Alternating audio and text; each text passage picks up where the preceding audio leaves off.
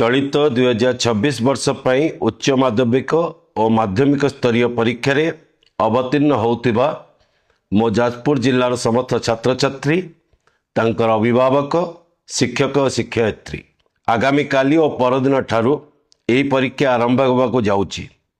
प्रथमे आपण यही परीक्षा पे मोर शुभेच्छा और शुभकामना। माँ बिरजा आपण सफलता सह आपण चलापथ कुसुमुक्त करंतु यह ही मोर प्रार्थना। परीक्षार्थी समस्त परीक्षा केन्द्र में सरकार निर्देश अनुसार जिला प्रशासन पक्षर सुबंदोबस्त करा जायछि। किंतु आमको मन रखा हेब जीवन चलापथरे अनेक सोपान मध्य ए परीक्षा एक सोपान मात्र, अंतिम और शेष सोपान नुहे।